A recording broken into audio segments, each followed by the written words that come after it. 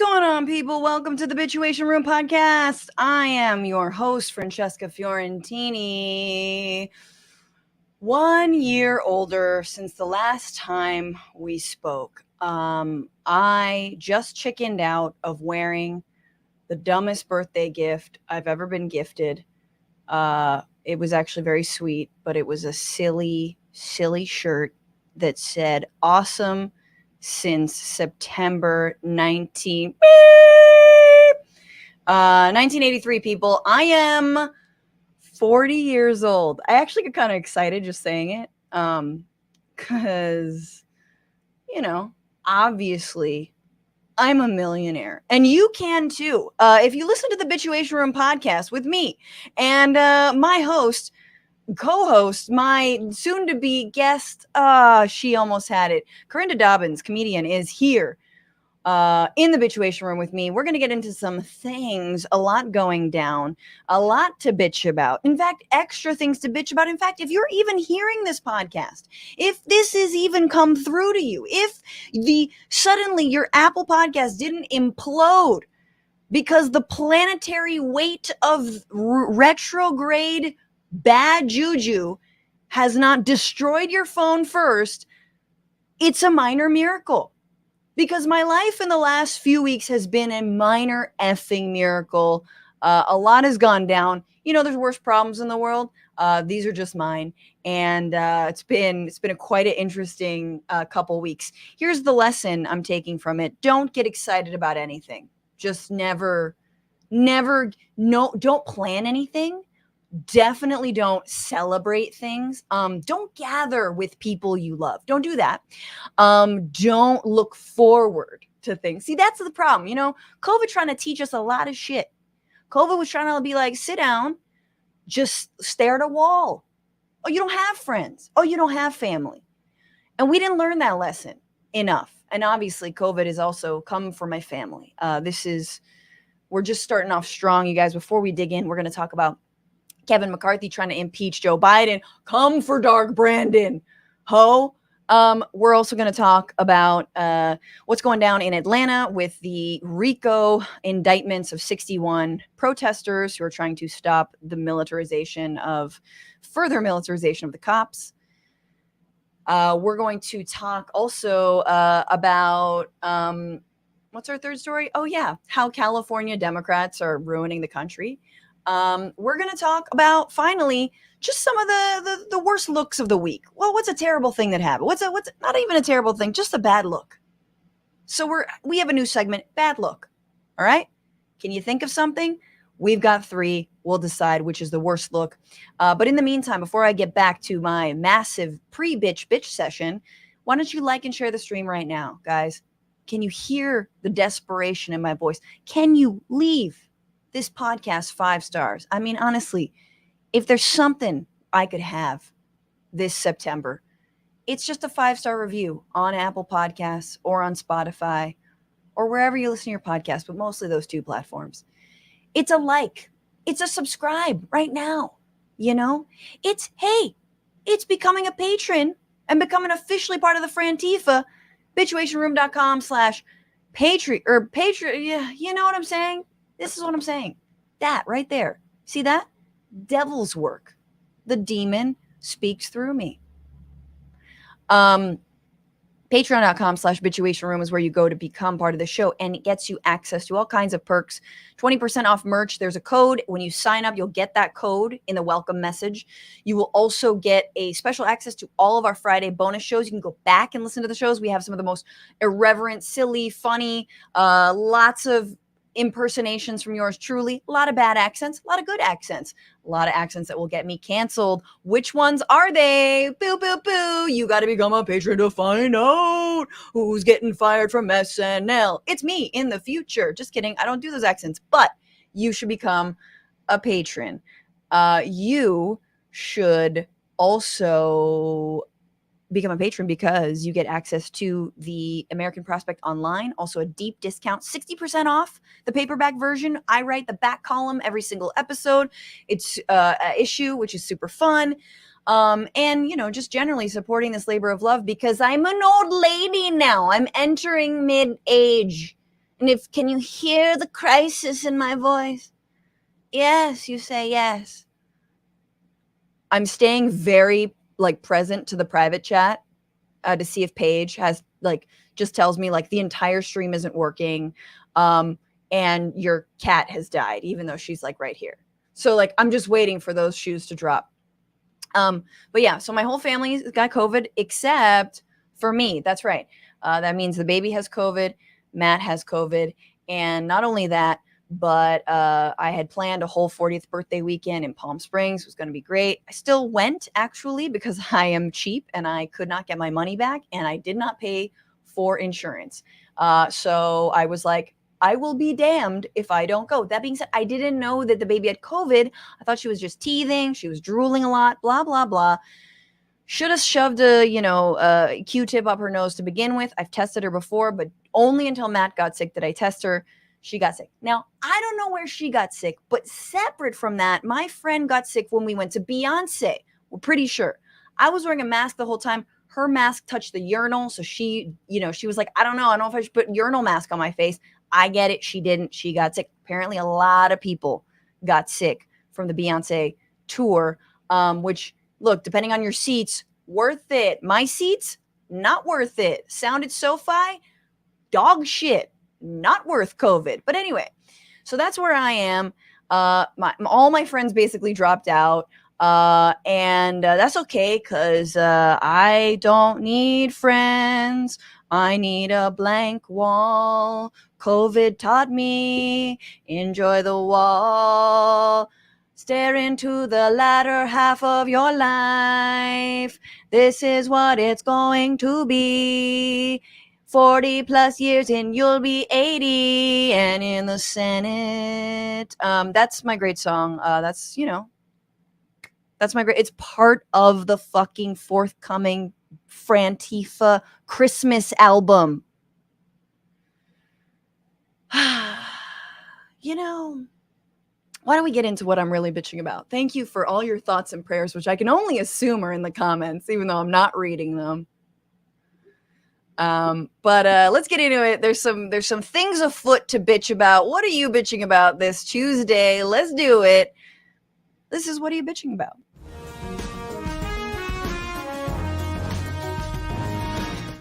Before I continue, a reminder, Matt Lieb, my now currently sick with COVID husband, is going to be co-headlining the Punchline in San Francisco with me on Tuesday, October 17th. That's just in a month, a little bit over a month from now. Get your tickets link in bio. It'll be super fun. We're already selling tickets, so I love it. I'm really appreciative of everyone who will come out. And look, if we're not masked, we're obviously idiots. So mask up, be safe. It's out there. It's back. Everybody got it. Yeah. Anywho, let's get into what I am bitching about. So here's what happens when you get COVID, or your baby has COVID and you're a parent and you have, let's say, daycare. You cannot put your kid back into the daycare. We did not do that.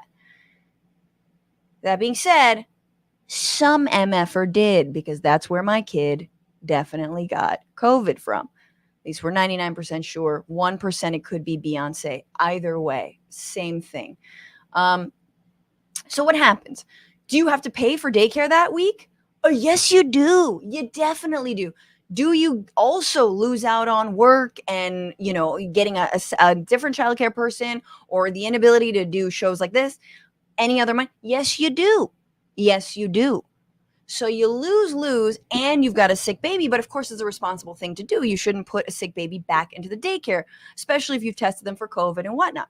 Problem is, a lot of people aren't testing their kids for COVID, and that is because, one, tests are now $8 a pop. They are not easily available. And two, childcare costs are exorbitant, and the cost of taking your kid out of daycare, taking care of them, right? It's a lot. Especially when you don't have that flexibility and material income and wealth, status. You know what I'm saying? So that's where I'm at.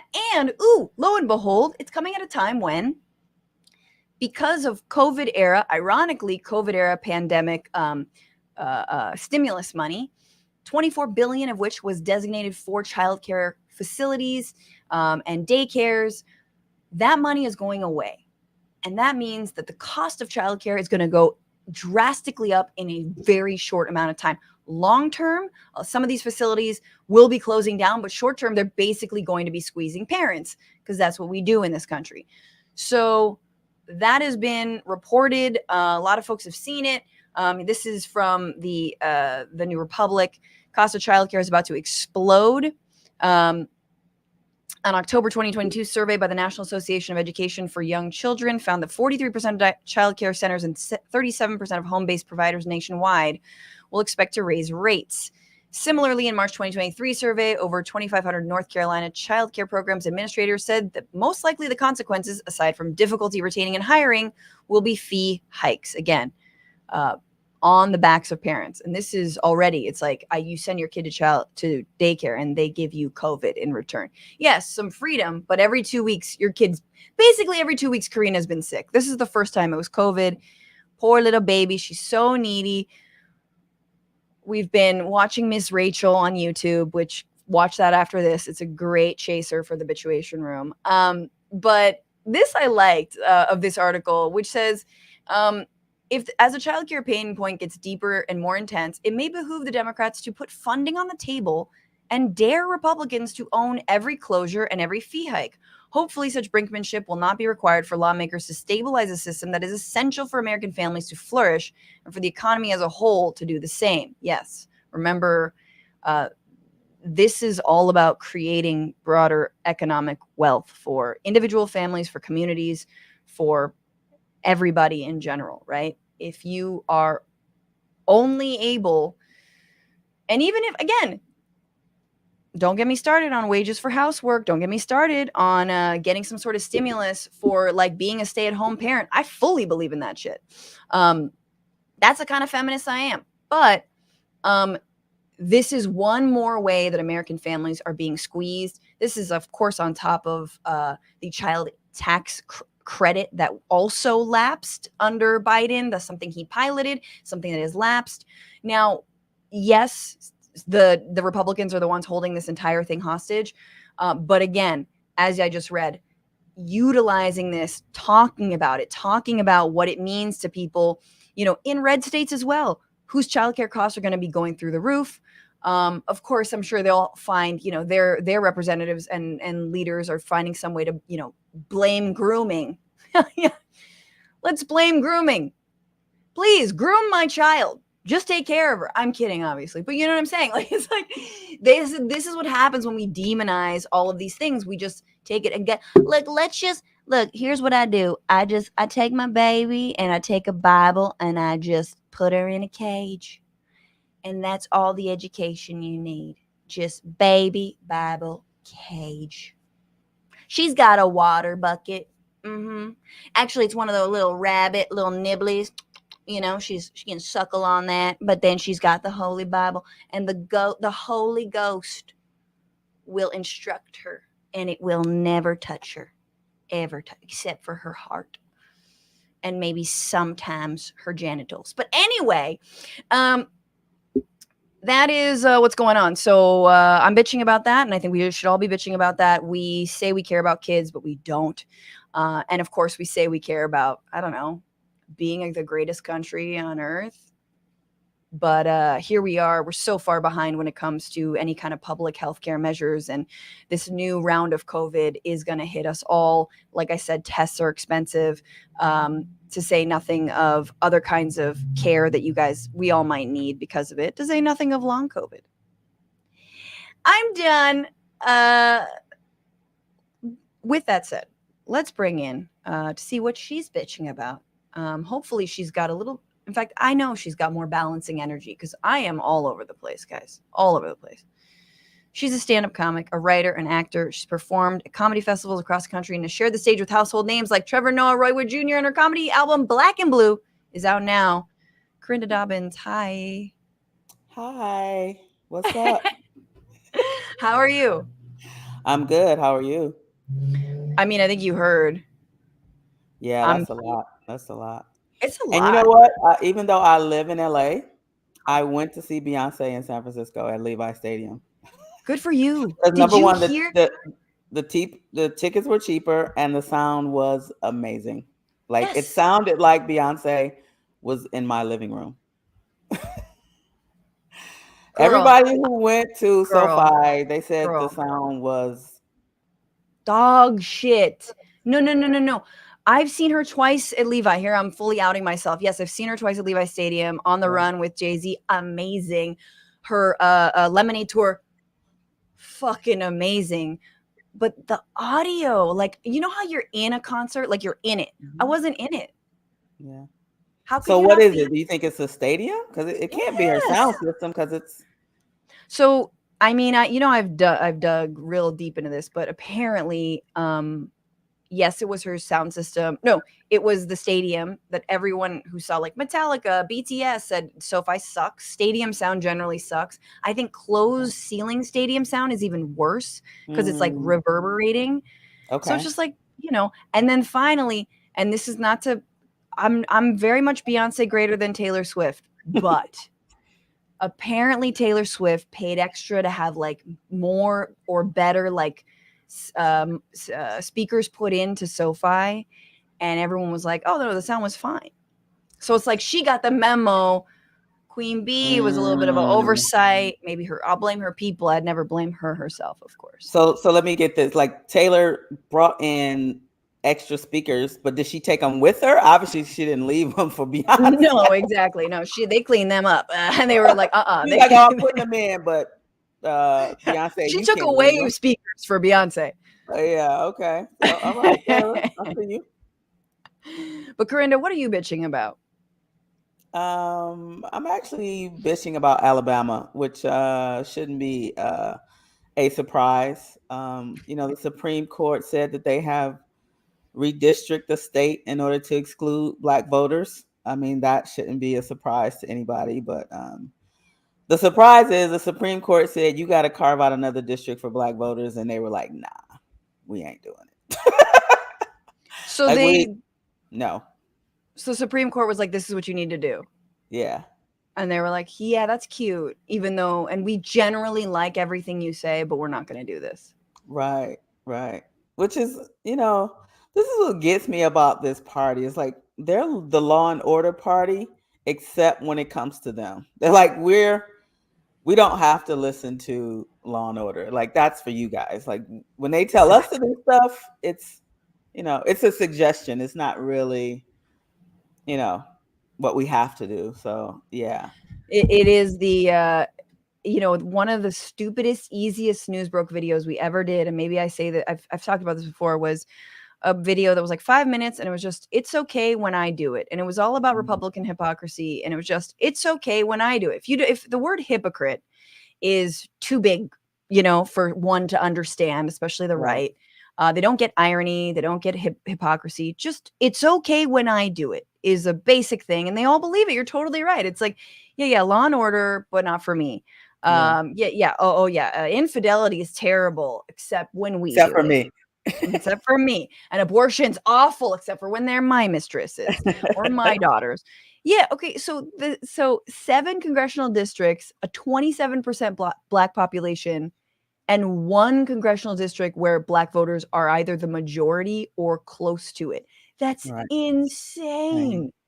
I mean, that tells you so much. Like if this Supreme Court that we have right now said you're this isn't okay. Like and Alabama was like, actually it is okay. It's very okay. Yeah, isn't it? They're doing like the Larry David, like, just kind of staring them down, like, "Bum, bum, bum," you Right, know? right, right. So I'm just like, you know, No, I'm that very is I'm bitching about that. it's a good thing to bitch about. This just happened this week. I appreciate you bringing it up. I mean, you also wonder, like, well, so what's gonna happen? What's the recourse? Like, what are So I think now they've given them so many opportunities to do it, and they haven't. And the judge has just said, "Okay, well, we're going to redraw them then, since you won't do it. Like we're just going to do it for you." right? I mean, then what does that look like? People are like, well, which it all it's a little bit like voting rights are very much like, abortion rights, which is like confusion wins, and so people are going to be like, well, which district am I in? Who am I? Am I in this district or in that district? What is there a new one? Who's going to recognize what? Like, yeah. And this is the thing with the Civil Rights Act in the first place, and the fact that it was gutted, But this is exactly why it was gutted, though. Exactly. Right. To do this kind of shit. To do exactly this kind of stuff. Like, this is exactly what they wanted. Right. But Karinda, they learned their lessons. They would never do something like this again. They were like, oh, no, we don't need that anymore, because, these states would never try to disenfranchise. They've learned their lesson. The voters that they used to. It's like, no. We've moved past that. And actually, they were just waiting for the law to be gutted to do it again. So this is so cowardly. The result of it. Yep. And it's like, okay, so, and it just shows like, this is what everyone, if the Republicans even tried to appeal to Black voters, just try. And every once in a while we'll get these like, oh, I don't know. Trump really does appeal to Black voters. Like, no, he doesn't. Stop. And Kanye's not representative. Like, it's like one person or couple people. And then you have things like this, which is like the GOP, literally, they would rather redistrict Black Americans out of like representation than do the most anything to appeal to. Yes, they would rather spend all this energy to do this rather than just say, hey, let's come up with a plan where Black people would actually consider us.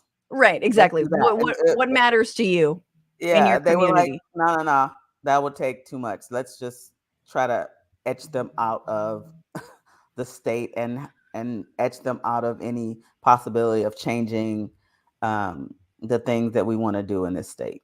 Totally. And this is also like, it's just so sick because, you hear on Fox News, they, hosts will always sort of make fun of Democrats to be like, see, you always rely on like the Black voters, but what have you done? And it's such a funny, I love when the right does that, where they take like something that sort of objectively sounds like not wrong. Like, yeah, what have Democrats done to deliver for Black Americans? Like, what have they done to deliver for women? We should be, but they don't play by those rules at all. Like, they don't give a shit. They're just like using the Democrats' own barometer of, what we want, or like progressives want, against like on some shit that they don't even believe in, it's just wild. So, but Alabama. It's so bad faith. Alabama, you know what? Stay and fight. That's all I have to say. But yeah, or not, or leave. It's fine. Come here. Come to LA. It's suddenly getting not hot as ass. Although I'm sure in Alabama, it's actually just way more. If you want to compare swamp ass, I feel like Alabama's got California beat. I think so. I think always. We're going to be talking about California politics in a little bit because it has to do with national politics. But let's move on to the week. There's a few things. We did have an interview lined up, but because, again, Mercury's in retrograde, I don't know if I like explicitly said that, but we were canceled upon. Once again, if lightning strikes me right now, would not be surprised. I would be like sizzling on the ground going like, that makes sense. But let's get into the week where...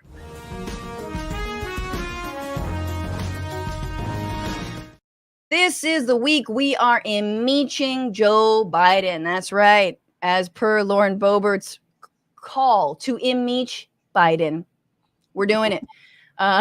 Speaker of the House, Kevin McCarthy, has announced that he is going to begin impeachment inquiries. This is without a congressional vote to do so. Apparently, he can just do it. I think once you hear everything he lays out about the Biden crime family, or doesn't lay out, you'll agree that this was the right move. These allegations paint a picture of a culture of corruption. Now, here's what we know so far. Through our investigations, we have found that President Biden did lie to the American people about his own knowledge of his family's foreign business dealings. Eyewitnesses. Can I just quickly, first of all, before we get into the rest of this is kind of long.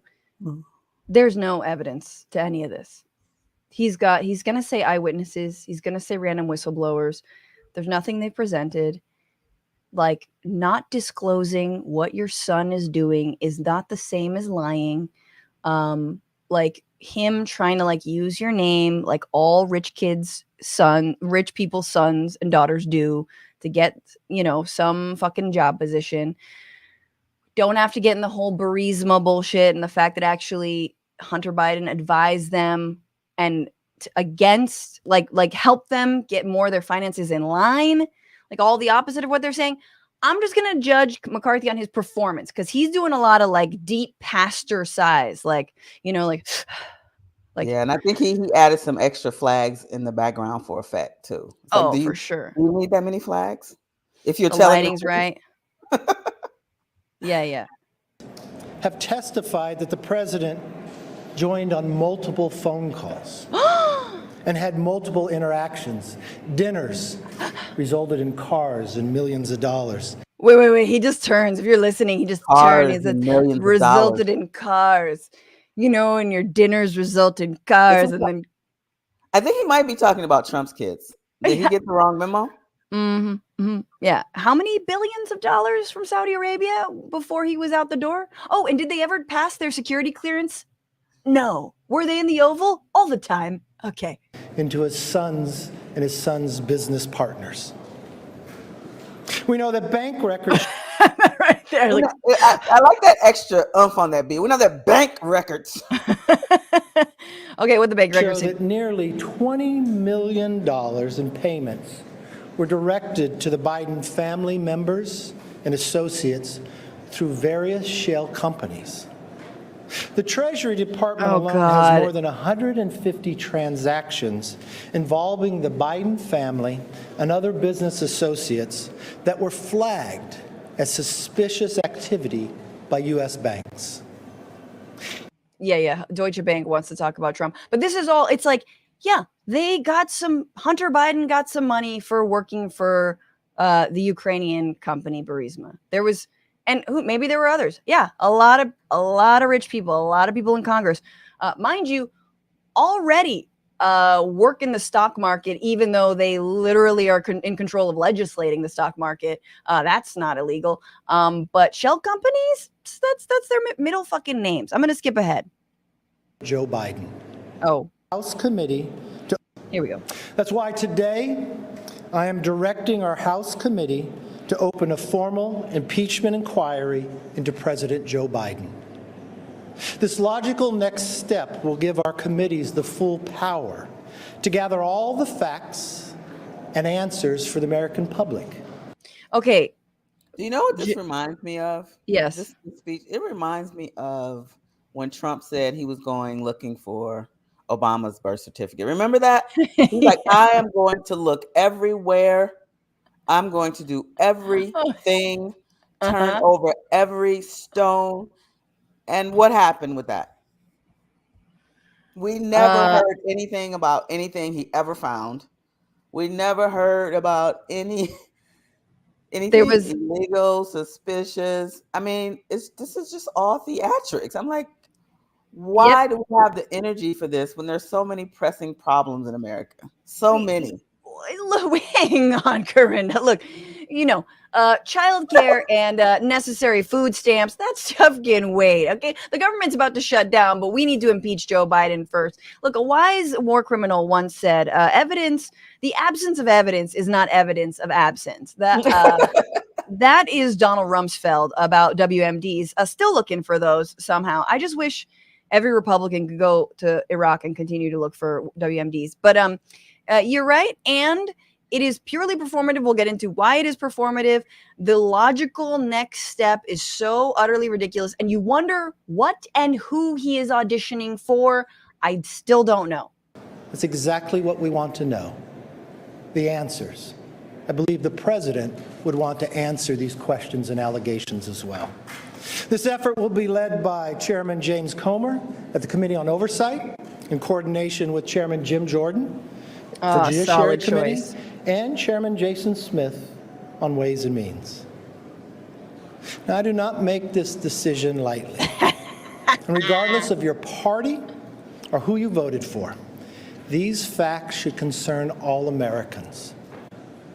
I want to remind everyone that Kevin McCarthy is from California and represents a good amount of dairy cows. And just a massive amount of Dust Bowl. So never I don't know forget. how true this is, but they said that McCarthy doesn't even believe in this stuff, but he's being pressured from like the far right to bring these proceedings, and you can kind of tell. You saw a couple of eye rolls in there, like during his he was like,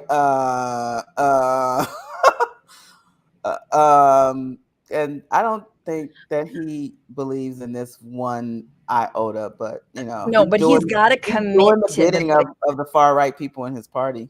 Yes, but he has to commit to it. He really has to stick with it, because you're absolutely right. We're going to get to what Matt Gaetz had to say, because the Freedom Caucus, the extremists in the House, they're not happy with this. They were the ones, remember, who held out on even voting for Kevin McCarthy to become Speaker in the first place.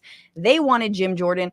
Karinda, this is all on top of the fact that there's already a special counsel that's been appointed by who? By Joe Biden. Not by Joe Biden. By Merrick Garland, who works under Joe Biden. They're very, very separate, but arguably under Biden's presidency, Merrick Garland, they're going to be investigating it. They have all kinds of resources available to them. They can investigate Hunter Biden until the cows come home, and they're probably until, Kevin McCarthy's cow comes home. But you're absolutely right that this is all for show, and the Freedom Caucus does not like him, does not think this is enough. Here is Matt Gaetz, good old Rapey McForehead, speaking about this impeachment. The whole world witnessed on this very floor in January, the whole world witnessed a historic contest for House Speaker. I rise today to serve notice. Mr. Speaker, you are out of compliance with the agreement that allowed you to assume this role. The path forward for the House of Representatives is to either bring you into immediate total compliance or remove you pursuant to a motion to vacate the chair. Okay, so they're not happy with him. Now, I believe this was just before the impeachment inquiry was announced, so that's even more of a sense that an evidence that McCarthy is a total coward and cuck. But this is compliance. We're going to bring it into compliance. So that means they already agreed to this when he became Speaker, right? They were like, "This is right. We're trading our votes for this thing, right? This is what you're going to do once we make you Speaker." Yeah, absolutely. And there's more that he wants, so he's going to lay it out. No vote on term limits or on balanced budgets as the agreement demanded and required. This was the agreement, by the way, that was like, yeah, we'll vote for you, but you have to do this. Term limits, I'm with. That's the only thing, and we'll talk about that. There's been no full release of the January 6 tapes, as you promised. There's been insufficient. You want more evidence that it was Trump voters, MAGA supporters?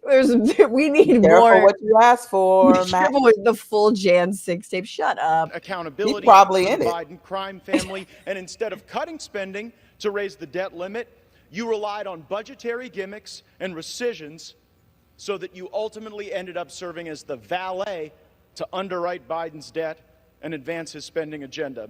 Oh, you a valet. Damn. Mr. Speaker, you boasted in January that we would use the power of the subpoena and the power of the purse. But here we are, 8 months later, and we haven't even sent the first subpoena to Hunter Biden. That's how you know that the rushed and somewhat rattled performance you just saw from the Speaker isn't real. At this point, during Democrat control over the House of Representatives, they had already brought in Don Jr. 3 times. And we haven't even sent the first subpoena to Hunter Biden. So he's they mad. Already brought in Don Jr. They're mad that the Democrats during 2 of the impeachment inquiries, remember, one of them was after Trump clearly was blackmailing the president of Ukraine in order to dig up dirt on Joe Biden. Just insanity, right? And then the second one was January 6th, and he's mad that Don Jr. had to testify, and we haven't even brought in Hunter and his beautiful blue eyes. What's the ratio? We brought in Don 3. We need a 3-to-2 ratio. Exactly. We need Ashley Biden. And power of the purse, only thing the 118th Congress is known for at this point is electing Kevin McCarthy Speaker and underwriting Biden's debt. And unfortunately, there's only one of those things we can remediate at this time. So he wants to remove Kevin McCarthy straight up. The impeachment announcement, not enough for Kevin McCarthy, who wants to remove. I mean, like, look, Karinda. Who is he going to replace him with? I mean, Jim Jordan himself, like it doesn't matter. Anyone else, but like this is just, it's so incredible to me. And like I'm also a little jealous about what like unmitigated pieces of shit Republicans are, that they don't even care about getting their bullshit agenda done. You know, they don't even care about, hey, Maddie, you're about to embark on a bunch of your bullshit. Remember all the committees you created to look into Hunter Biden's dick pics? Remember how Marjorie Greene pulled out like pornographic images on the House floor to show? Like, remember all that? And he's like, not good enough. So everyone's just like, it's like being in a, I don't know. It's like trying to work together. It's like being in an escape room with a bunch of influencers who are all trying to like get the best selfie or be the person to get out. I feel like you're like, no, we're not working together. They're like, shut up. Well, You're in my life. Mad about this is this both sides BS that a lot of the media likes to come out with. I'm like, the Democrats don't have a Marjorie Taylor Greene. They don't have a Matt Crazy. Like they don't have these extreme people. It's like, so what are you talking? They're like, oh, the Democrats have their left wing. I'm like, where are they? Please point them out to me, because I don't see any. Well, and that's the thing is like, I mean, the thing that's, and this is sort of always the conundrum of like, we would like Democrats, and we have some, the squad, we have, progressives, we have like arguably people who have, Cori Bush has said defund the police. Like, yes, I agree with that. But we don't have Democrats pulling out porn of Don Jr. Like we don't have. We need someone. We don't have that. Like, where's that person? Exactly. Where's the just like? Want to compare? Like, we need some 1-to-1. Yes, I want someone to be like, no, we don't need borders. We need to obliterate all borders. Hashtag ACAB. And yeah, like we don't have anyone like that in the Democratic Party. So stop saying that. No, because the bare minimum for the Democrats is always, let's try to keep the government like functioning and running. And it is so stupid that we continually have these, these budget agreements that are good for like 6 months, 3 months, I think this one was, and you have these continuing resolutions to keep on funding the government. It's the stupidest way to run a government.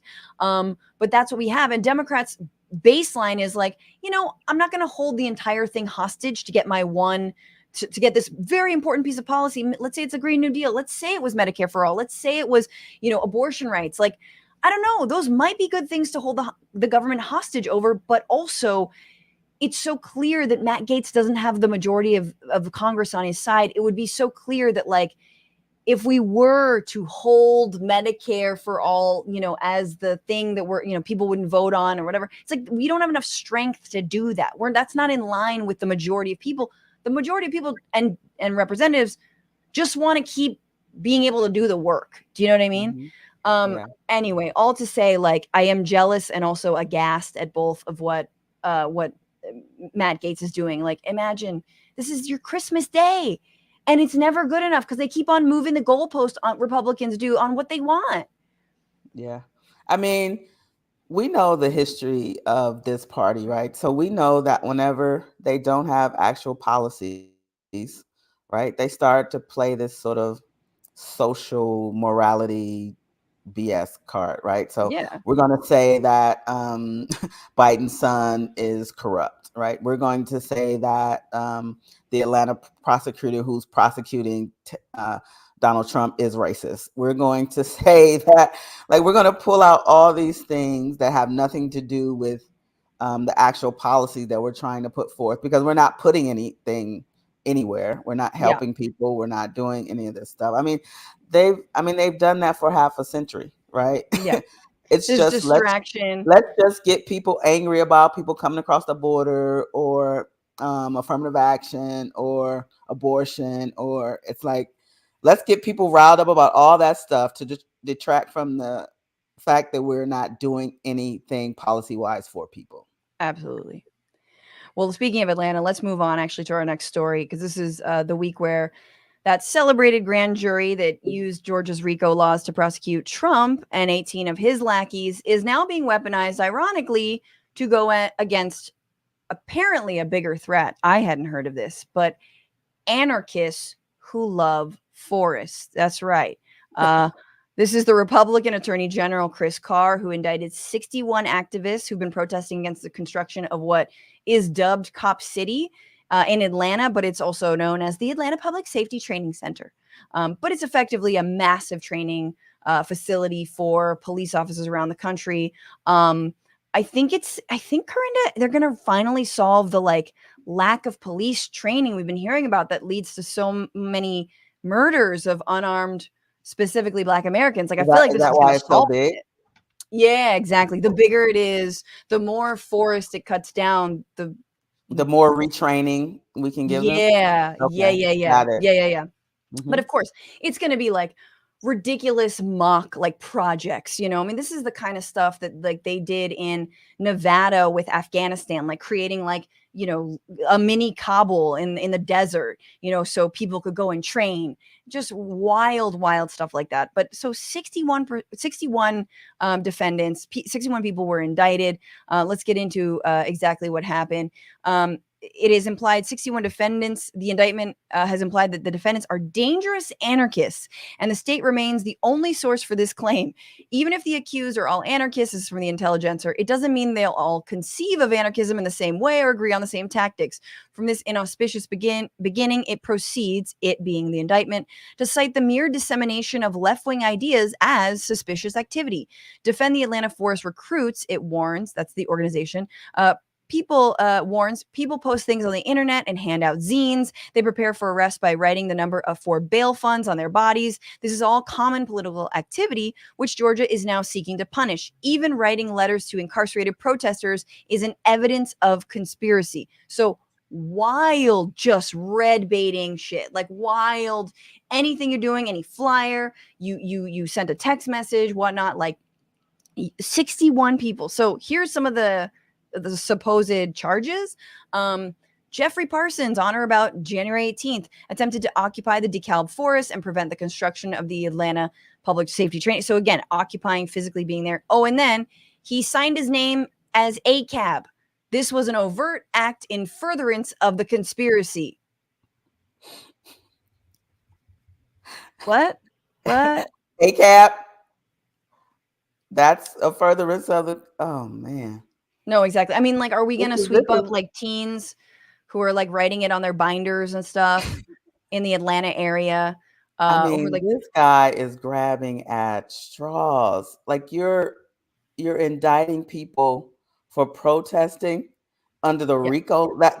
That's what you think this law is for? Because people are trying to prevent you creating this humongous training facility. Yes, they're protesting. They're protesting. And yeah, there has been someone threw a Molotov cocktail. I want to kick it to Chris Hayes over at MSNBC, who sort of explained how crazy this entire indictment is. Ever since Fulton County District Attorney Fani Willis brought a racketeering indictment against Donald Trump and his co-defendants, we've talked a lot about Georgia's particularly expansive version of that RICO law. It creates real legal peril for the ex-president and his co-conspirators, and it seems to be an appropriate tool to use against the transgression of their illegitimate and fundamentally unlawful project to overturn the election. The very breadth of that law can be a real double-edged sword, as people in Georgia, particularly defense attorneys, will be among the first to tell you. We got an example of that yesterday, when the very same grand jury that indicted Donald Trump also indicted 61 community activists and others, many of whom were attempting to stop the construction of a new police training facility. Now, some of the people involved in that have been accused of specific crimes, like throwing Molotov cocktails at police, for example, or approaching officers with weapons in a threatening manner. But what this application of Georgia's RICO statute does is that it also rolls up a whole bunch of people who did things like get a $62 reimbursement for food and a $12 reimbursement for glue. Yeah, just the same as trying to send an alternate slate of electors to DC to overturn an election. Same shit. I mean, if you're throwing a Molotov cocktail at a police officer, okay, there's a crime there. If you're reimbursing somebody for food, how are you being swept up in a RICO indictment? And I see that they're also trying to go after the people who were bailing them out, right? So they're going after the bail fund. They're sweeping them into this. So now it's illegal to bail someone out. No, it is. It's such a scary precedent. Like, it makes me so mad because to go off on a little divergence here, it also kind of is an argument against going after someone like Trump under these RICO cases, which is such bullshit. I absolutely think that he and his lackeys should be we should go after them. I'm glad that Fani Willis is doing it. It's a perfect use of RICO. It makes sense. But then you see the ways that all of these things are then weaponized against always activists and truly politicized. Donald Trump and all of his followers are like, oh, you're politicizing the justice system. No. In fact, they're doing everything they can to be as fair as they can. Everyone's going to get off if they ever get convicted with very light sentences. Come on. You know he's not going to see the inside of a cell. Let's get real. The difference is that these folks, nobody knows their names. Nobody really yes, there are people probably who listen to the show who've supported and these are real people, but these are the folks who are being demonized, and this is who the law is being politicized to persecute, and historically that's always been the case. And so it annoys me because I'm just like, oh god damn it. Listen, in this country, we're always going to be damned if we do and damned if we don't. If they go after Trump on the RICO, of course they're going to find ways to use that against activists. I mean, we've always done that. I mean, they've gone and got the term woke, and they have completely flipped it on its head and turned it into something it was never meant to be. So, this is what they do. Like, if we stop doing stuff just because they're going to take it and fuck it up, we won't be able to do anything because that's what they do. I mean, no, absolutely. They don't have the ability to go and do their own shit. I mean, look at the 1619 project, right? So now they've got the 1776 project. It's like, you can't even come up with your own shit. Like, you can't even do it on your own. You have to wait for us, and then you just do a version of it. Yes. It's like, when your politics is all projection, you're just kind of miming. You're just copying everything that we do. I mean, it's just, it's absurd, but this is what they do. Right. That's all they can do. Exactly. And that's sort of the analysis is that, okay, so this Republican AG, it's like the one thing they have is, they have this, district judge that they can't rein in. So, so instead they're like, you know what, we're going to go after these people as if mainstream Democrats honestly really even support these protesters, which they should. And I just want to go to a little bit of a video because people are really putting their lives and their bodies on the line here to stop this forest from being demolished, which is, of course, to say nothing of how important it is to the city of Atlanta to have that green space. And in addition to, and I believe the sort of native significance, indigenous significance of the forest itself.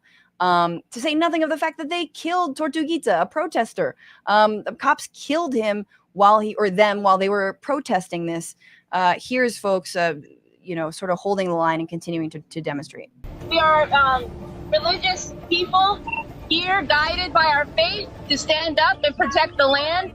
We are supported by our community, which are right there. We are here with the support of not just the people, but the forests and the environmental protection movement globally. We will not leave here. We will stand here until this forest is rebuilt. 61 people are being charged for racketeering, which is illegal organizing, just to organize to defend this forest.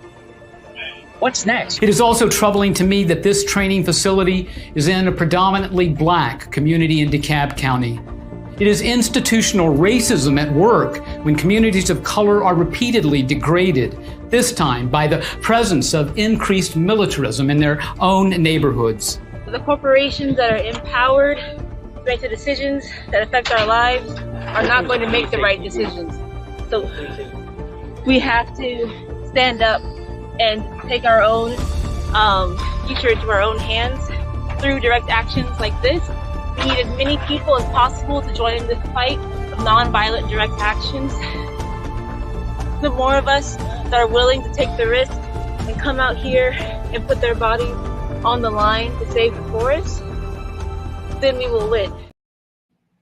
So that is those from religious, faith-based protesters chaining themselves to bulldozers that are currently, bulldozing this forest. Now that footage was from the Atlanta Community Press Collective. Lastly, Karinda, before we move on, you got to know that organizers have been able to collect 116,000 signatures to put this to a vote for Atlantans to vote on whether or not they want this cop city. And guess what happened? They will never let that happen. They won't. I mean, they won't. I mean, I can't see it. You called it. So Atlanta officials are refusing to verify those signatures. They're basically throwing everything at them. They're like, you got to match them up with the voter signatures. You got to do this. All the ways that different electeds and whatever oligarchs use to basically say, nah, you did it the right way, but it doesn't count cuz. So they're tossing them out if the signature doesn't match what officials have on file. Organizers say they ultimately only need, get this, 58,203 valid signatures, equivalent of 15% of registered voters as of the last election. And they have that. They have 116,000 because they knew that they were going to get a lot of them thrown out. So they have way more. But that doesn't matter, though they refuse to count them. This is the best part, though. So Cop City was approved in 2021, September, 2 years ago, by the city council. And the land is being leased to the private Atlanta Police Foundation for $10 a year. Meanwhile, all the money that's being used to brutalize these protesters, that's coming from the city of Atlanta and the people of Atlanta. So, I mean, look, the irony of this whole situation is that they're building this thing in a majority Black neighborhood. They're cutting down this forest in a majority Black neighborhood, which means, they're wrecking the environment. We've heard of racist environments. I mean, we know that it happens. I mean, all across America, they've always drove the freeway through Black neighborhoods and just wrecked it. And people are paying their tax dollars to basically kill themselves, because we know that once this training facility is completed and once the training begins and once it ends, that the way police brutality invokes itself on Black communities is going to be the same. Like, they're not building this facility to train police officers to stop killing Black people. They're not building it for that. They're building it to continue the type of policies that they have everywhere. And so there's a reason why people are protesting this. It's because if you're not using this facility to radically change the way that you police minority communities in this country, why are we paying our tax dollars to kill ourselves? Why would we ever do that? Why would we do that? So that's why these people are out there putting their lives on the line. And I wish that there were more people out there. I wish that there were more. Yeah. And I think that, it's on us because, like I said, Democrats really don't have the people's back here. And you see city council doesn't have the people's back. You see the ways that the Black Lives Matter movement has been demonized from the highest echelons of this country, from the Senate, from the president himself. Fund the police. It's the one issue that got people out in 2020 to vote. I mean, at least young people. No Black movement in this country that has ever been embraced.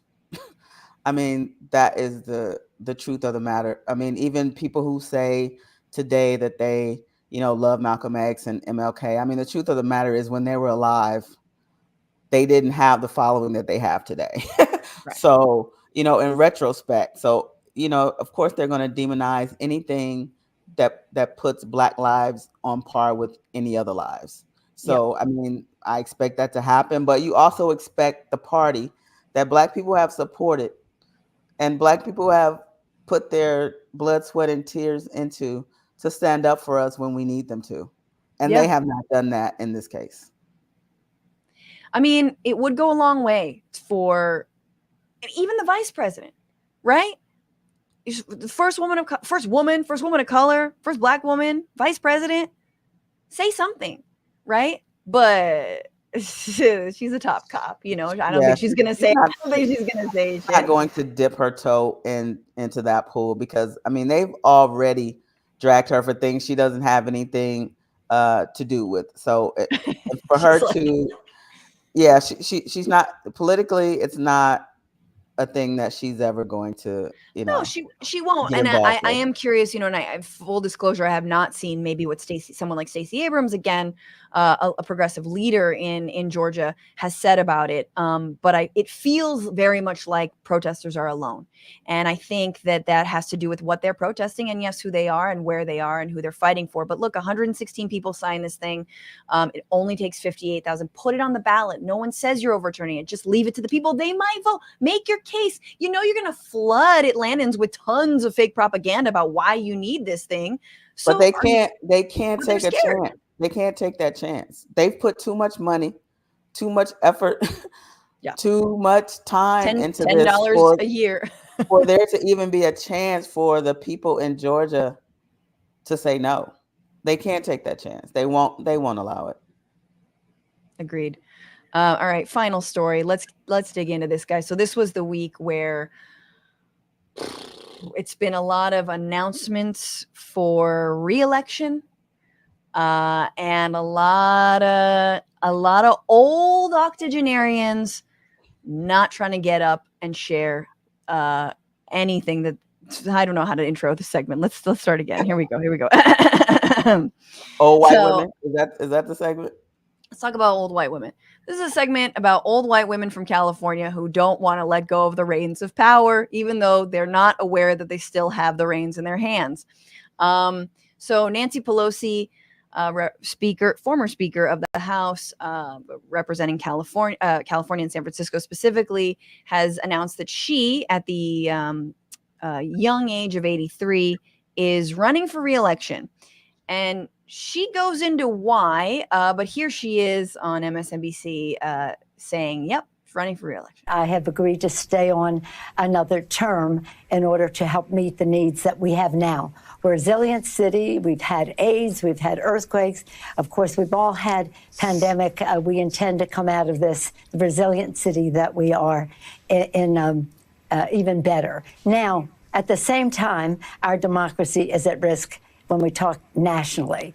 And globally, people are concerned about what it means if our democracy is at risk and what it means to the war in Ukraine and what it means to our relationships with NATO, and other alliances that we have. So I am motivated to do everything I can to win this election. Yeah, win this election. We've been through everything here in San Francisco, the AIDS crisis and earthquakes. What year? I'm sorry. What year is this? You talk about the 89 earthquake? What year are we in? The AIDS epidemic of the 80s? She then sort of fast forwarded to the pandemic. Love that. But just like Pelosi on green screen of painted ladies in San Francisco saying that she is somehow still in touch with her district is just the funniest, most laughable. I mean, listen, Pelosi she's had her time. I mean, she's done some good things. She's done some not so good things. I think the fact that she doesn't realize that it's time for her to pass the baton is more reason for her to pass the baton. She needs to,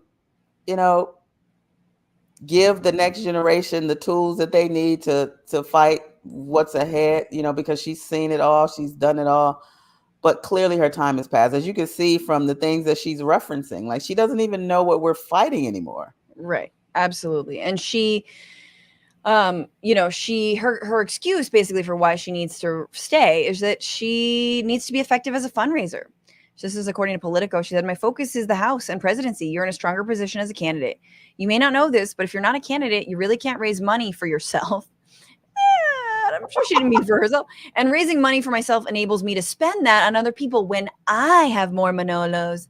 You have more Manolos." She added, "For the House Democrats, though, I still need to be able to raise significant money for them as a candidate." Look, I don't dispute that she's an incredible fundraiser and that we live in a toxic super PAC, disgusting duopoly. Like that is, yes, agreed. And sure, maybe she can raise more money as a candidate, but like, how awful is it to admit that? Like, it's like you're so out of touch with your people. You're so out of touch with San Francisco. You're so out of touch with California. And yet you're just staying because you're going to raise as much money as you can. Like, I don't know. Isn't there a world where you just still raise that money, but for another candidate? Like, no one, look. That's exactly right. It's like Obama isn't still in office, but you know how much money Obama raises for Democratic candidates? I mean, let's take a cue here from from that. It's like, you don't have to be in office, Nancy. You can still. Yeah. And let's take a cue from Dianne Feinstein, because look, she is with it now, Nancy Pelosi. Like to be fair, she's seems to be pretty with it as an 83-year-old. Dianne Feinstein's 90. Like, she's gonna be, what is it gonna be, like 85, I guess, through her next term. It's just like, do we really want to risk you? I mean, forget passing the baton, just literally letting it go. But you're totally right. Who, I mean, listen, of all the San Francisco, of all the libs, who's going to be like, if you see a flyer, blankety blank, endorsed by Nancy Pelosi, everyone's voting for that person and will send money to that person. Shut up. That is absolutely true. I mean, and listen, we have seen what happens when people hold on too long. I mean, love RBG, but we know that she should have retired when Obama was still president. Right? Yeah. I mean, she knew that she was sick. And look what happened. Yeah. So, I mean, let's take a cue from what we've done in the past and the mistakes that we've made. Stop trying to hold on to power for power's sake. Yes. And especially which is what these women are doing. We understand you like the perks, you like all the things that come along with it. You also like, legislating and all that stuff. But there is a time when you need to sit aside and let someone else run this race. Absolutely. And it is also really sad and scary because it isn't clear who in her district would be, like who from the SF City Council, or who from the California Senate or legislature, like who's being tapped, like who's her next in line, other than the other thing. Do you know what I'm saying? You weren't grooming somebody, like you weren't putting somebody in position to come after you. Like that's exactly. We can't do that. We can't. Democrats do this void. We wish the Democrats were as much of groomers as Republicans say they are, because you're totally right. And California is such a prime example. This state went to Bernie in 2020 in the primary. This state is so out of touch with people like Nancy Pelosi and so out of touch with people like Dianne Feinstein, who, once again, had got shingles, was not in DC for a long time, now is in DC, and ironically under the care of a woman of, I believe, one of Nancy Pelosi's daughters. So that's interesting. She also is, she's not running for re-election, but she refuses to retire immediately, which means that if she cannot sit on her committees, if she cannot sit for votes, Democrats lose out. There is no leeway in the Senate, of course, in terms of how many votes we get to confirm judges and whatnot. And if she were to retire and do the right thing right now, if she were to retire right now, Gavin Newsom, the governor, would be tapped to appoint someone in her absence. And we know that he has said that he would appoint a Black woman to that position, and he has vowed to do that. However, because Barbara Lee, Representative Barbara Lee from Oakland, is in the race for that Senate seat, along with Katie Porter and Adam Schiff. We'll talk about him a little bit. What was once seen as like the person he would tap to fulfill the sort of interim role looks like it will absolutely not be. Here he is talking with Chuck Todd about that. And you can see how much he's dancing around this, and we'll talk about why. But take a look. We're aligned with Feinstein in her office. Sounds like on you all hope of you these don't issues. have to make another appointment. No, I don't want to make another appointment. I don't think the people of California want me to make another appointment. Because you'd end up appointing both seats. Yeah. Yeah, and I don't think that's, that said, it's my job, it's my responsibility. If we have to do it, we'll do it. You're going to abide by your pledge? Yeah, interim appointment. I don't want to get involved in the primary. So no, you would not appoint anybody that is filed for this race. It would be race. completely unfair to the Democrats that have worked their tail off. That primary is just a matter of months away. I don't want to tip the balance of that. But you're going to abide by, it would be essentially a caretaker, an African-American woman. We hope we never have to make this decision, but I abide by what I've said very publicly on a consistent basis, yes.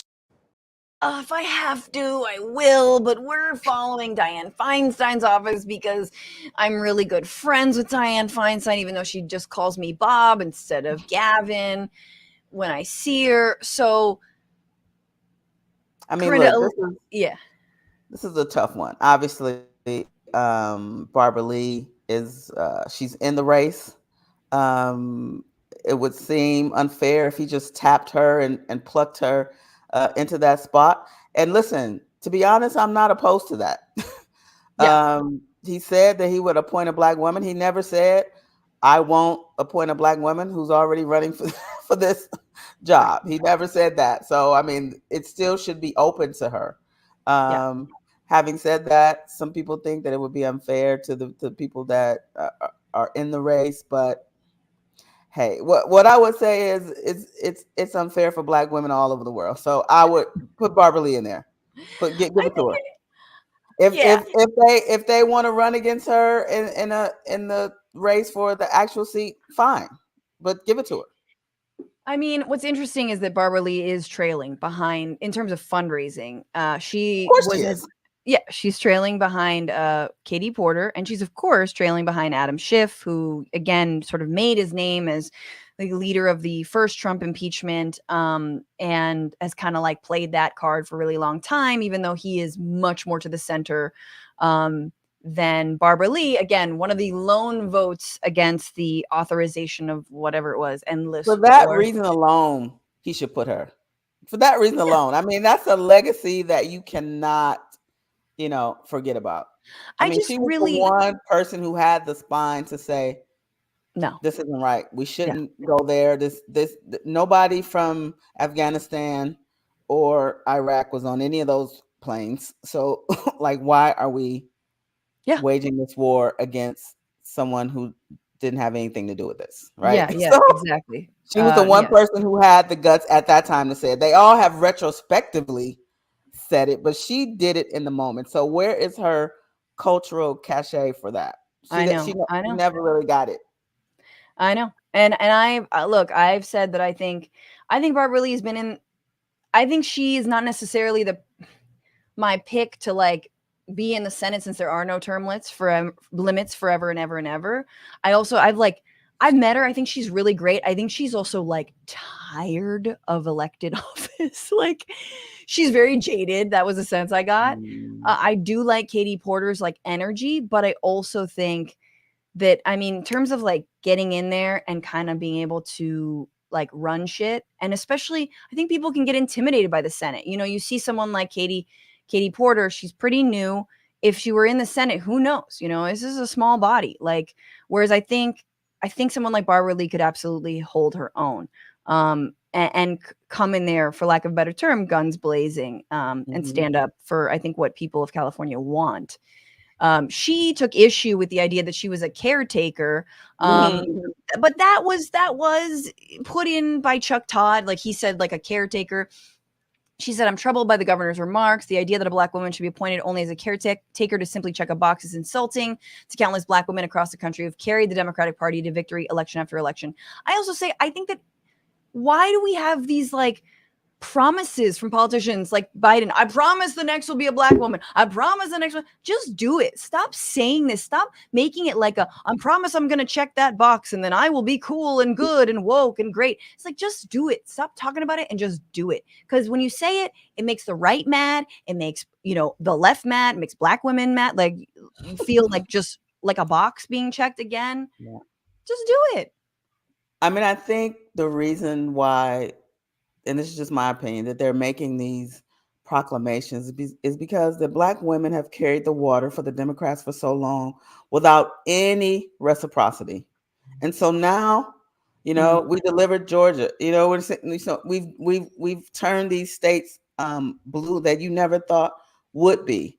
And so now they feel like they need to make some kind of overture publicly. But they don't, like you said, they don't need to. Just do the thing that we put you in office to do. Like, you don't have to make these grand gestures.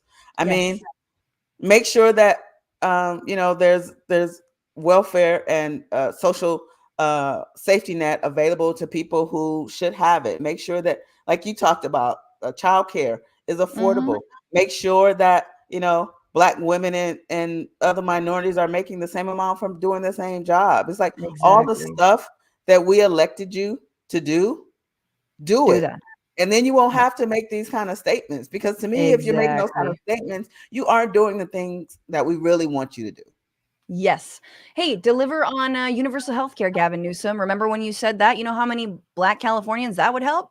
So it's just like, absolutely. It's like the day-to-day stuff that we need you to take care of. It's like, if you're going to put a Black woman in, great, that's fantastic. But our day-to-day lives are really our pain points, and we put you in office to take care of those things. Exactly. And I don't disagree with you that, him appointing Barbara Lee at this point, given that she's in the race, could feel like it was, throwing it. That being said, we all know, first of all, we just got done talking about how close he is with Dianne Feinstein. So who is Feinstein supporting? Adam Schiff. Of course, 100%. Corporate Democrat, protect corporate Democrat.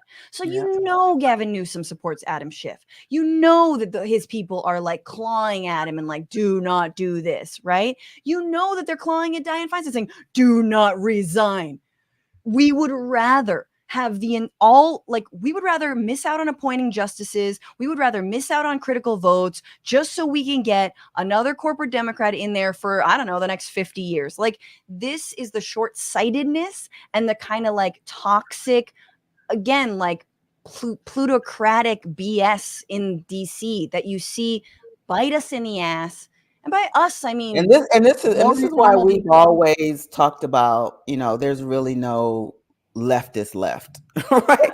There's really nothing in the Democratic Party pushing them more left, right? We just keep getting this same old centrist corporate Democratic BS. I mean, one of the reasons why Nancy Pelosi, didn't support the squad as much, right? Because she's like, oh, they're going too far. No, they're not. Like, they're telling you this is what the people are asking for, and you keep telling them, trying to push them back to some corporate center. Yep. That's the problem. Absolutely. And it's like, don't you have enough? You have enough money. You got a house in Pack Heights. You got a freezer full of ice cream and a bunch of Manolo Blahniks. Everything's fine. And look, I understand that Nancy and these people are like master legislators, but how short-sighted are you that you're not thinking about the next like 15 to 20 years or even 10? You think Nancy Pelosi in 10 years is going to? No. So fundraise now, but the short-sightedness of politics. And if there's one thing I agree with Matt Gaetz on is, again, the term limits. The term limits. It would make all of this a lot easier, or just even it out. You know what I'm saying? It's like, there's term limits on president. And I want Obama to run again. Yes, I said it. I think even if you have term limits, I think as long as you have all of this dark money in politics, term limits to me won't matter, because the next person up is just going to take that money and do the bidding of whoever has the most. Sure. So it's there's like, there's a deep bench swapping out people, as long as the money is the undergird of it all, until you get rid of that, it's not going to matter. That's why, I remember in 2020 during the Democratic primary, the first person who I was like, I love you forever, I'll follow you to the ends of the earth, Kirsten Gillibrand, like, just like the first thing she said was, I think we need money out of politics. And I was like, thank you, whatever you're, sign me up. And like, Gillibrand is an example of like sort of she's almost like the good doppelganger of Kirsten Sinema. Right. But she's, like the Gen X. Like, again, we don't need all the way millennials. No one's saying it's got to be AOC. Can there be just a layer of Gen Xers who aren't so horribly, stuck in their ways? Entrenched. Yeah. I mean, entrenched. There's got to be like a group of somebody who's not there yet, Yeah. And there's other people who need to resign. It's not just these Californians, but because we're here, and because honestly, I just feel like the state could do so much better. That's, it's important to talk about. Absolutely. And also the fact that Newsom wants to be president one day, clearly. Yeah. When he was sitting in that chair, I just, the blue suit, the hair, like everything, I'm just getting those I'm running for president vibes from him. Like even the way he's talking about not interfering with something and doing, I was like, this guy. What's annoying is that he's gearing up for. Yeah. And like, here's what's annoying about how last thing I'll say all this, our country's so far to the right that like Newsom, Feinstein, and Pelosi, let's say nothing of term limits, age, whatnot. Let's imagine they're all, 50. Like, completely fine Democrats. Yes, corporate centrists. Yes, a little progressive, but not for California. Do you know what I mean? Like they're fine, but I really would expect for California, again, state that went to Bernie. Sure, we've got our Kevin McCarthy's. We got some of our right wingers. Like Fresno exists. Sorry, just kidding. But like a lot of we've seen Huntington Beach. You've seen the MAGA out there, but like. That is how that somehow they're painted as the leftists or in crazy liberal California. And you're like, oh my God, if only, So on a national level, I like the way Newsom talks. I like that he's more combative. I like that he's sort of the antidote to Ron DeSantis. Go off, do it. But also you have to deliver for this state. I feel like, politics should be if you're going to be the antidote to Ron DeSantis, you have to be the left version of him. And he's not that. No, exactly. You're totally right. That's always been my problem with the Democrats. It's like we have a Ron DeSantis. We don't have a Democratic version of him. You're right. No, you're absolutely right. In speech only, right? In sort of, Newsom can speak out against Ron DeSantis and the things that he's doing with migrants. It takes literally no sweat off his back to say, hey, it's wrong to bus migrants to Vice President Kamala Harris's house. Cool. Seems like a political stunt. It's a very other thing to actually do. And look, Newsom's done some good things. We're talking about childcare. He's expanding universal pre-K in this state. That's good for 4-year-olds. I'm looking forward to that. I'm not saying that nothing has been done, but you're totally right that it's like, where's the bold ideas? Mm-hmm. Where's the the shit where it's and delivering on them and making a big stink about it. Because every time I turn on the television, there's a Republican saying some wild stuff, right? I mean, just out in not even left field. I don't even know right field, right field, right? Yeah. And I never turn on the television and some Democrat is saying some leftist thing. Like I've never, it's just not there. Let's democratize the energy grid. Go. The closest we've got is Cori Bush, right? And Elon, and those are and they're what? They're Black women. They're the ones who are pushing. Yes. Most of them are. This is the whole thing with it's so interesting. People are, Bernie would get a lot of shit. It's like, oh, but he's an old white guy. And it's just incredible, who he has inspired. And the squad is, if not, maybe everyone but Katie Porter, if you consider Katie Porter inside or outside of the squad, all people of color, of color, Jamal Bowman, obviously Ilhan Omar, everybody else, Ayanna Pressley, all women of color and people of color. And you can make the case that is why we need more, old white Jews. Yeah. We just, we can't just have this homogenous looking Senate and House of Representatives. We see what that looks like, and we see the kind of policies that come out of that. So the closer people are to being poor and to poverty and to have had that in their lives, the more they legislate for people who have those circumstances. It's exactly. If they only had to I think work- almost everybody in Congress and the Senate is rich, right? I mean, there's 90% of them are millionaires. Yeah. So how could you possibly expect them to legislate for people like me and you? Indeed. Let's move on to our final segment. Let's get fun, but it's still awful, but also fun. It's not a cringies. We have the cringies. That's a here. This is more just a bad look, guys. This is a few things people did over the last week. Maybe they shouldn't have. This is bad look.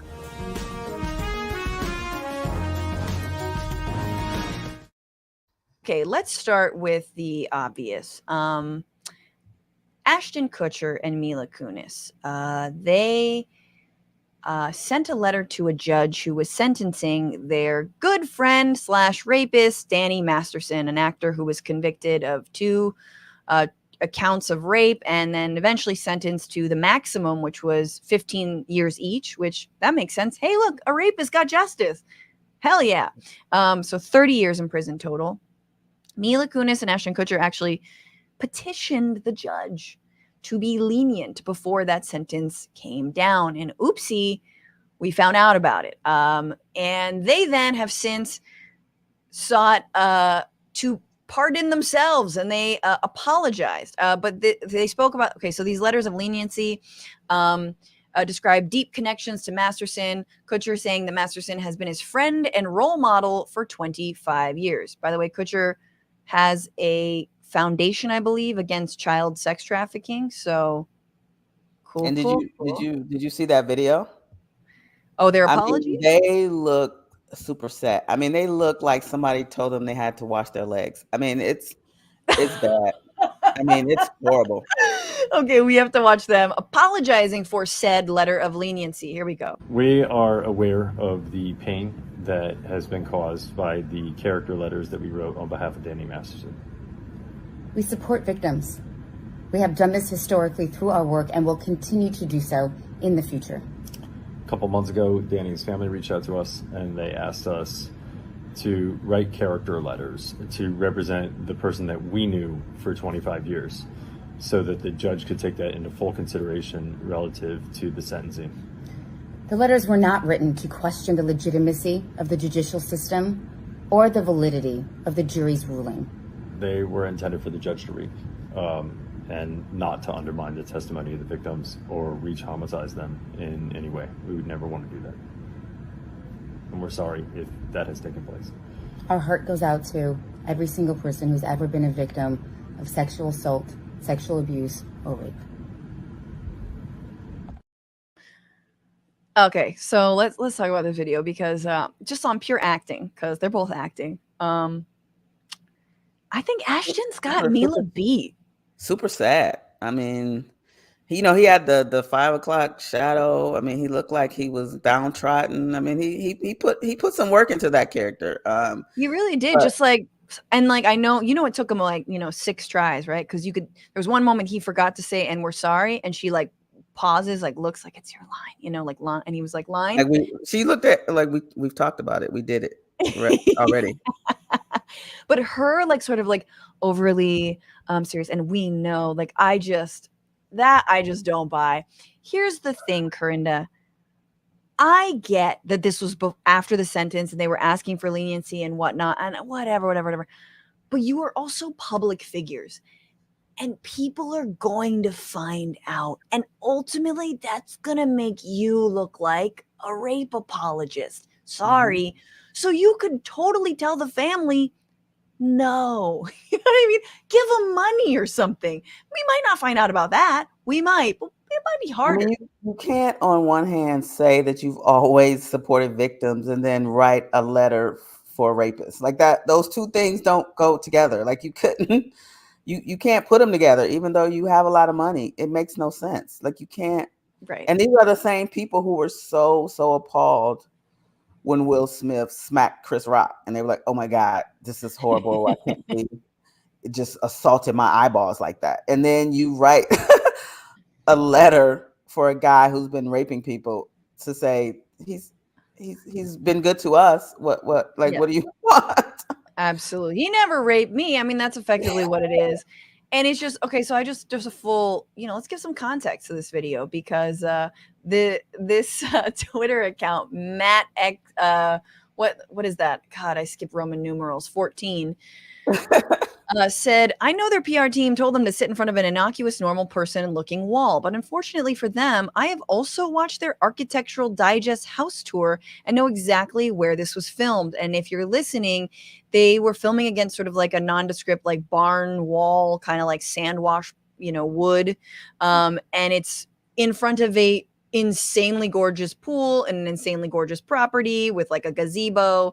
And it looks like it's, a $10 million property. So, or 20, Well, I don't know numbers. I mean, just let's, wow.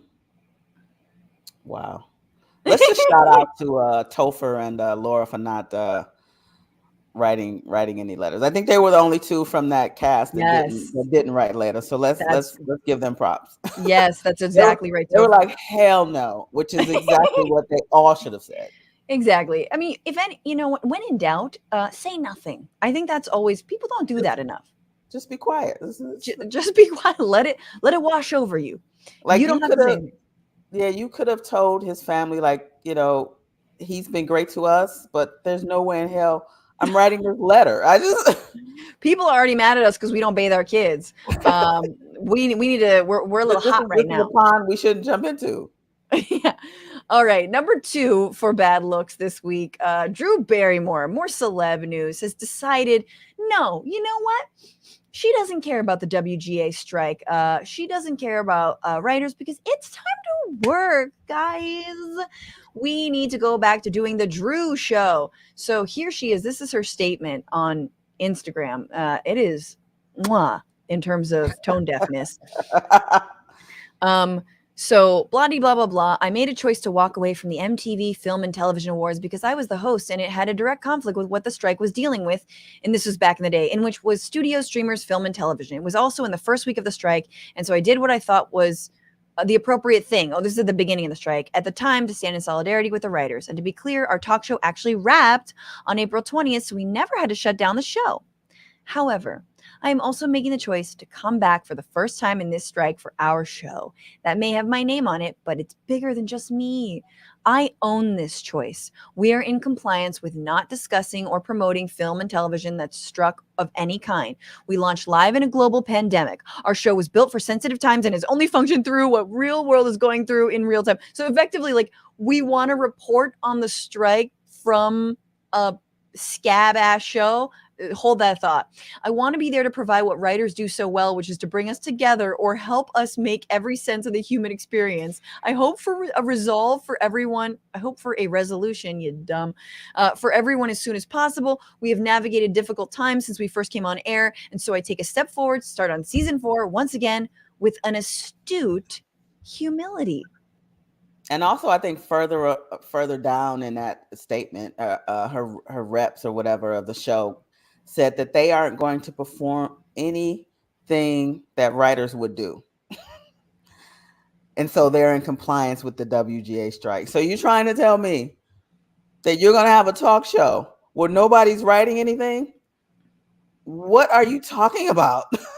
No. And also, like, how many, like, if Drew Barrymore is doing that, and Drew Barrymore, I mean, this show especially needs writers because she's not a comic. She's not a host. She's an actress who was just because of her name, got this show. Whereas you're trying to get us to believe that Drew is going to write everything that comes out of her mouth? Yeah. So, but ultimately they're all going to be scabs. Meanwhile, you've got like Stephen Colbert, who could feasibly do the show himself. Maybe, I don't know. Like, if you want to put it to talent on talent in terms of like, who could lean a show, I would, him, Kimmel, others who are striking. And they're not doing this shit.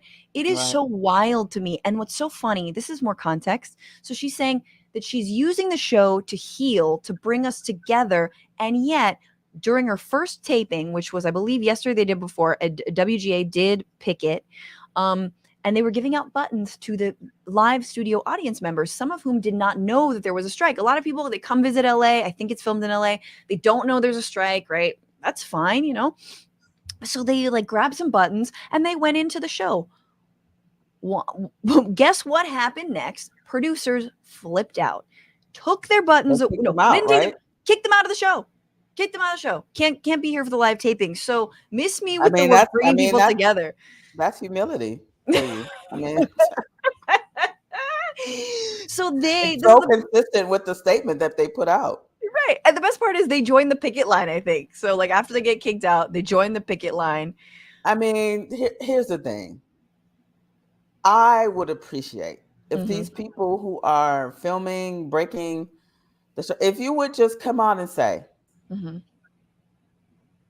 fuck y'all. Like just you didn't need to write that whole thing. Like you didn't need to say all of that. Say what it is, Drew. Just like I'm gangster like that. Like I don't give a damn about none of y'all. We gonna do this. Like that's what we want to hear. That's real. Like this other stuff you saying doesn't make any sense. Oh my God. Don't you kind of wish she would? Because then, I mean, Ron Perlman himself would descend on that motherfucking studio. Because can you imagine? She's just like, I hope you do lose your house. Like, I've been to the picket line once, but I am going again. Is she doesn't need them. She doesn't need this. That's what's crazy. It's not like they plucked some random person who needed a talk show and some money and some clout. Like she doesn't need it. No, I know. She doesn't need the money. So I'm just baffled. Well, I don't understand. Well, you know what? That's what's so annoying. And this is just me kind of like just getting mad generally. But, you know, I work in a lot of like unscripted stuff. So I will like go out for correspondent roles or host roles and whatnot. And, you know, usually you can be like a correspondent, like, or, you know, National Geographic, I work with them, correspondent.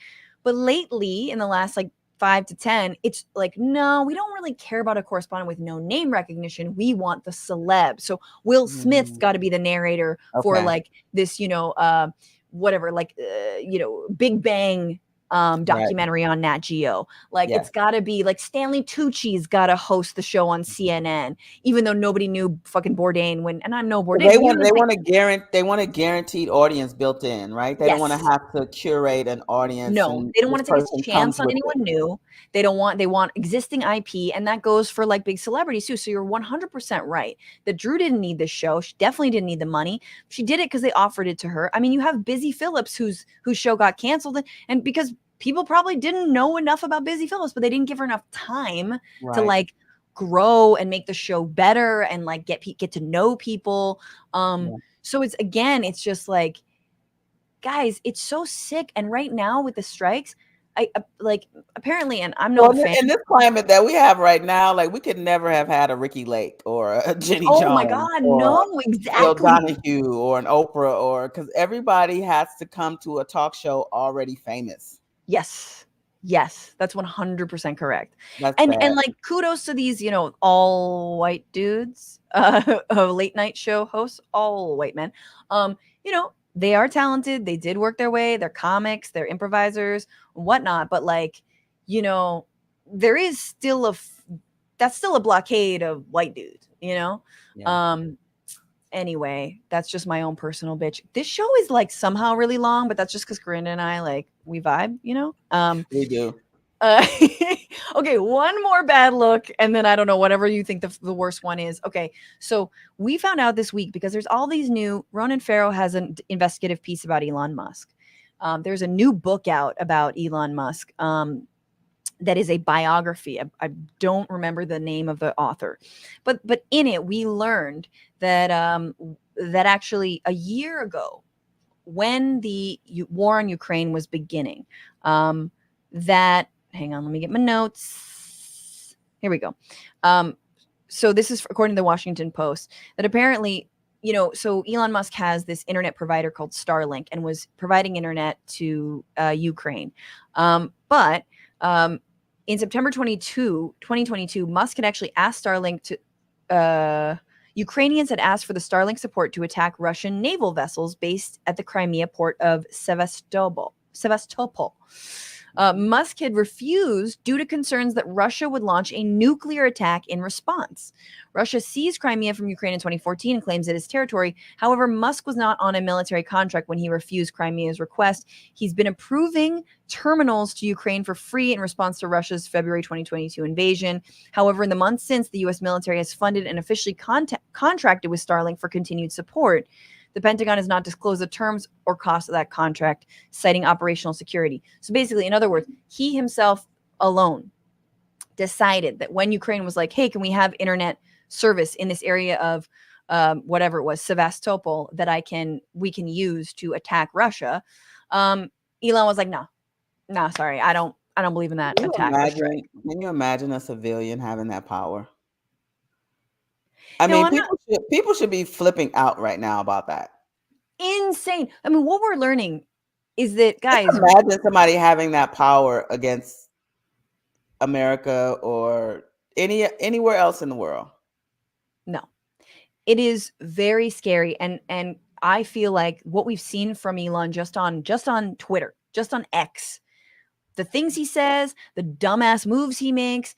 This is a guy who now is in control of whether the entire country of Ukraine's military can or cannot have internet access. Like name his kid Machinist Apparatus or something. Like, it's crazy.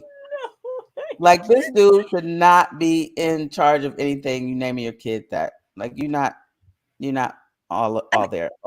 I mean, there is something to be said about, look, yeah, part of me is like, maybe he did a good thing. Maybe, yeah, there would have been a nuclear attack, and it would have been what if it was an attack that slowed the roll of the whole thing and maybe stopped it, right? Yeah. That was successful. It's the warning shot. It's the thing that works, and it's like, oh damn, that was a big move. We're gonna cool it. Like, it. I mean, the point is, either way, he shouldn't have had the power to do it. 100%. Either way, however it turned out, like, he shouldn't have been able to be like, nah, y'all can't do that. Exactly. So it is very scary that, like, the Pentagon is contracting with Starlink. It's so scary that this guy, just by virtue of being a billionaire and controlling these companies, some of which, yeah, are innovative or have great people working for them, has this much power.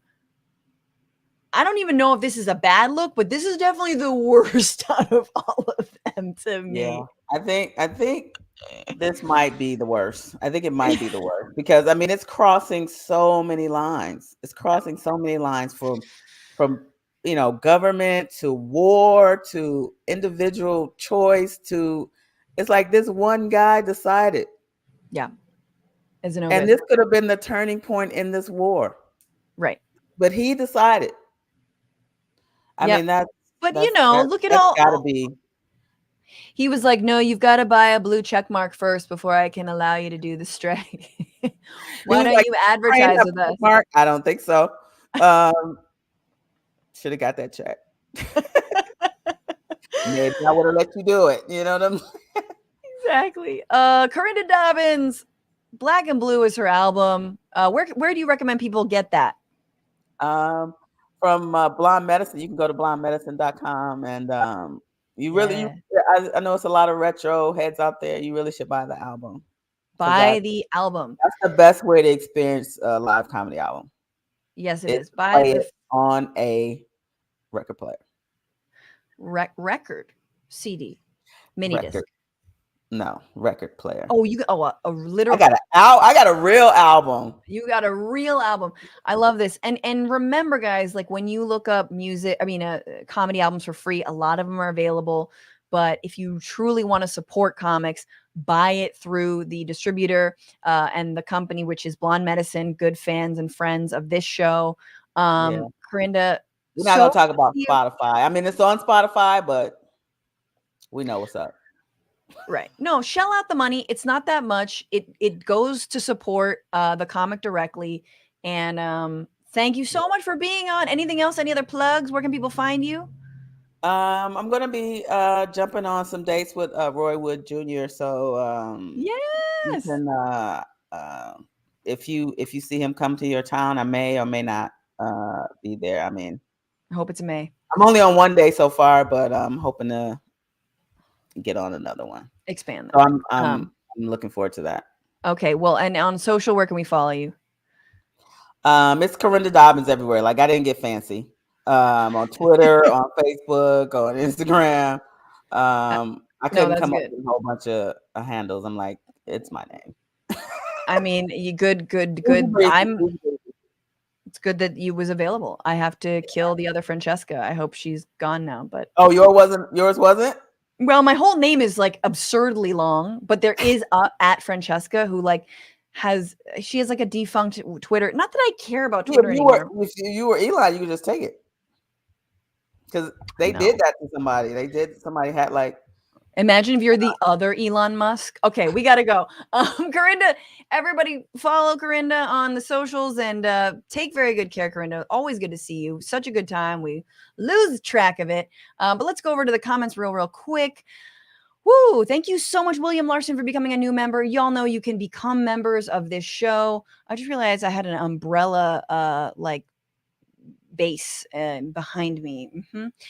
Cool. You can be members on the show on YouTube, and you can also get watch back privileges of the bonus bish, as well as on Twitch. You can do that. Matt Gates on White 4 Bronco, what's up? Thank you for your super chat. Please wish Henry Kissinger a happy death day with your Greta voice. How dare you still be alive and without painful hemorrhoids? How dare you? Is it his birthday today? God.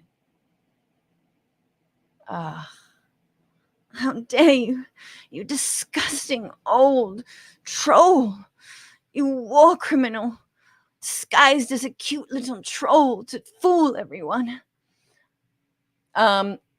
Progressive positive left something. Yesterday made 6 months until my 40th. We're getting old. Better, Franny. We're getting old. Better, Franny. Thank you.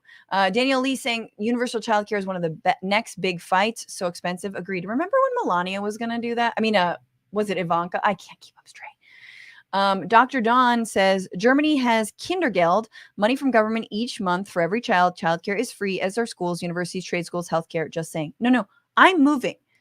I talked to my friends who are in Spain. Trust me, I've just got to work on my husband.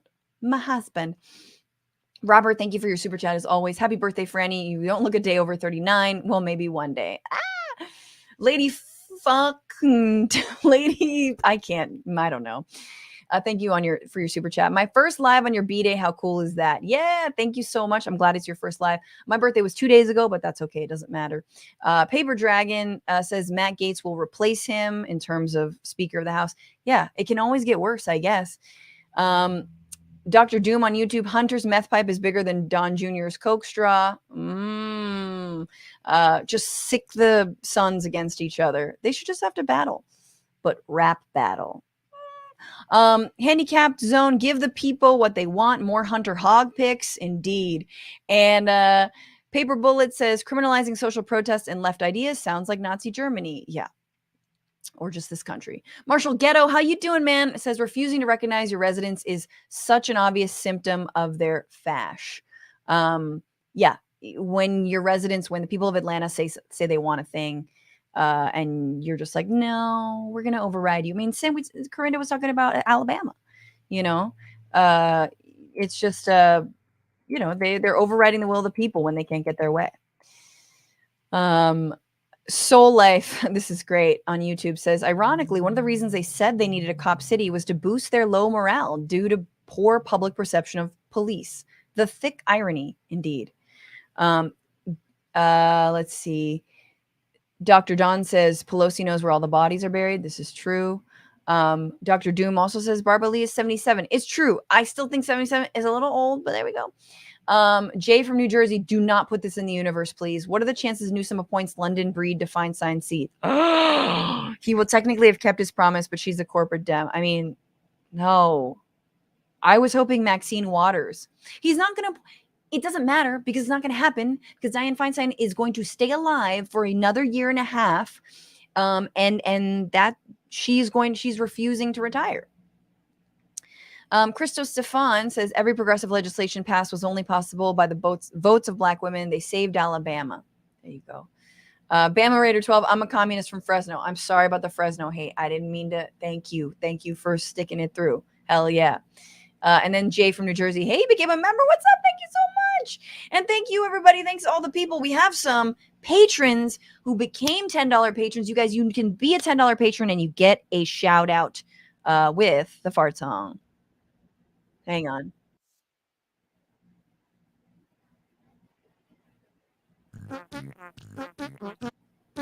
Let's start that over. All right, always classy. Thank you so much to the two people who took pity on me in my moment of need. Benjamin Martin. Benjamin Martin commented, who said, happy birthday. Thank you, Ben. But Bryant Care for upping your pledge, $10. Thank you so much. And to Gail R. Oh, with your tuxedo cat editing your pledge to $10. Thank you so much. You're so sweet. I hope that was upping rather than lowering. I think it was upping. No. So shout out to you all. And if you want to tip the show, TBR-Live on Venmo, TBR Live on Cash App. We don't have anyone else to shout out, but let me go see what's going on Twitch. Marshall Ghetto, thank you so much for gifting a tier 1 sub to Quesadilla79 and for cheering 100 bits. Wait, there's more. 5 community subs. Thank you so much. Frank Morning Tree resubscribed to tier 1. Gatling Combo subscribed for 4 months. Punch Up Dragon resubscribed with Prime. Song of a Blackbird cheered 100 bits. Thank you so much. Onikaizoku 11 resubscribed with Prime. Happy belated birthday. Sorry about the mass COVID-19 event. Thank you. Hama the C1G resubscribed for 1 month of tier 1. Subscribe for 11 months. Almost your B-day. Thank you guys so much. You're so sweet. We'll see you on Friday. There will be a bonus bish this week if I'm still COVID free. Oh my God. I don't know how I'm COVID free. I literally smother my baby every single day with kisses.